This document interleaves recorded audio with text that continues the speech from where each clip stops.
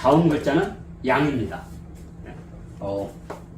양은 글자가 자체가 전부 다 아름다운 글자들이 있어요. 대부분 아름다움을 표시합니다.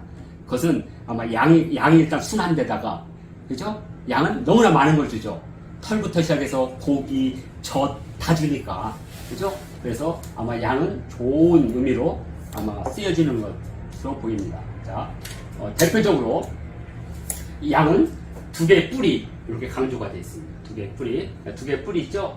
그리고 이제 이 몸통에 털이 양쪽으로 이렇게 나는 거. 이렇게 보시면 됩니다. 그냥. 이렇게. 왜냐면, 이렇게 뿔을 강조한 데다가. 이렇게. 뿔을 강조한 데다가 털 하면 매우 쉽어요. 이게. 털을 강조하는 거예요. 특히 뿔이 강조되죠. 이 뿔이 강조된 것 중에 하나가 태조 이성계의 꿈에 태조가 이성계가 꿈을 꿨는데 뿔과 꼬리가 없는 양을 본 거예요. 그래서 무학대사한테 했더니 무학대사가 왕이 될 상이요. 그러니까 왜 그러냐 했더니 양에서 뿔이 없어지니 뿔이 없어지고 꼬리가 없으니까 임금왕이 되는 거죠. 이게 이제 도참설이잖아요. 이거 퍼뜨리는 거죠. 그러면 이게 좀 늦게 퍼지는데 오래 가는 거죠. 이성계가 왕이 된대. 그러면서 오야 전설부터 시작해서 왕신이 전설 이런 거 만드는 거죠. 그래서 이른바 이제 언론 유언비어를 만드는 거죠. 석가래 전설. 네, 석가래 전설부터 시작해서 이제 움직일 수 없는 사실이 된 거죠. 왜 이제 그쯤 되면 이성계가 왕을 폐위해도 이거 당연한 거예요. 공양왕. 거기다 공양왕이 양을 하чих잖아요. 이렇게 저 왕하기 싫어요 하고 그때 이성계가 또 꼬약꼬약 울었다 하잖아요. 그래서 7월 17일 날 개국을 한 거죠. 1392년.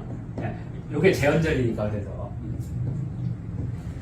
제헌절 할 때 우리나라 제헌절은 두 번이 있거든요. 하나가 4월 12일.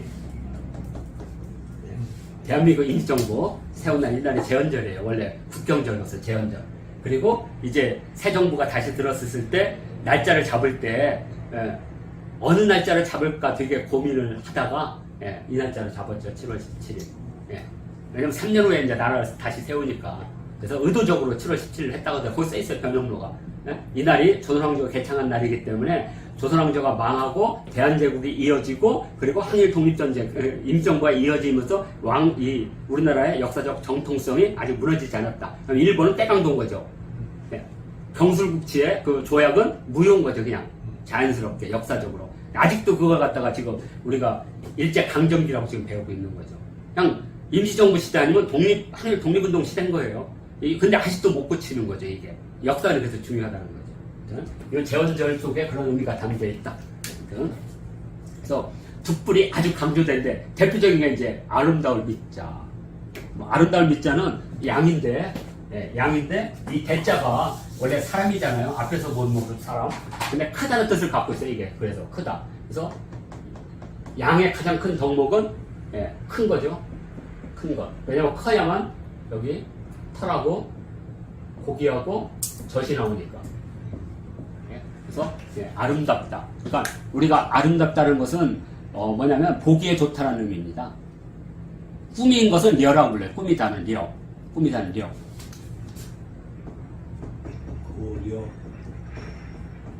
이것은 원래 사슴의 뿔을 보고 만든 거거든요. 그래서 이렇게 꾸민 아름다움은 려. 그러니까 이것은 화장빨. 그죠? 그 다음에 이것은 건강미. 그냥 보기에 좋은 거. 그러니까 무지 쉽습니다. 우리가 아름답다는 미와 려자는 건강미와 화장빨. 여기 이제 안 계셔가지고. 화장빨 이렇게 보시면 된다. 미려란 말 거기서 나온 거니까. 아름답다는 거 많아요. 이렇게 연자도 있고요. 많아요. 이거 화장을 했다는 뜻이고요. 화장을 했다는 뜻이고, 여자는. 이렇게. 연마할 때 쓰는 거죠. 얼굴에 이렇게 곱게 했다는 거. 이런 식으로 해서 많이 쓰니까 이건 나중에 배우기라고. 오늘은 일단 건강미가 있는 아주 튼실한 양. 그래서 아름답다. 이렇게 보고요. 또 다음에 또 하나는 제사 지내는 양은 양을 제사 지내는 데서 상스럽다는 뜻을 갖고 있습니다. 상스럽다. 그래서 상스럽다. 또 하나는 이제 바다 양자인데 이게 되게 재밌습니다. 우리가 바다를 쓸 때는 두 개를 쓰거든요. 해양이라고. 요 매자는 원래 어디서 그냥 매실에서 왔습니다. 매실. 근데 이제 이 이 매실은 이제 매화인데, 우리가 이제 이 매실은 늘 본다는 데서 왔지 않았을까? 바다는 늘 보는 거니까. 그래서 해자라고 하는데 아직은 정확하게 모릅니다. 네.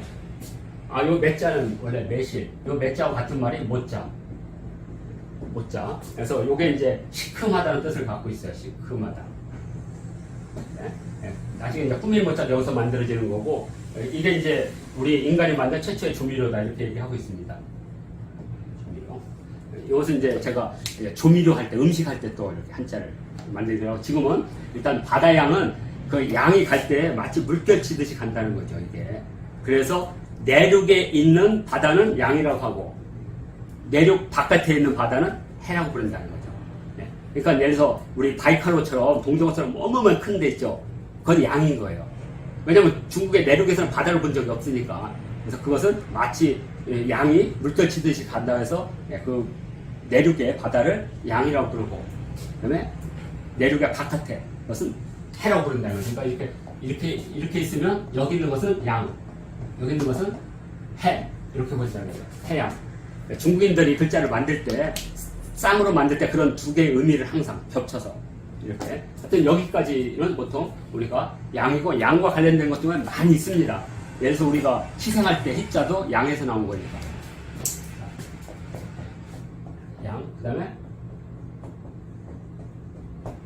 요것은 빼어날 숫자에다 창을 해가지고 다 꽂았다는 뜻입니다. 꽂았다는 거. 그래서 양의 머리를 꽂고 아마 제사를 지내던 모습에서 희자가 만들어지지 않았을까.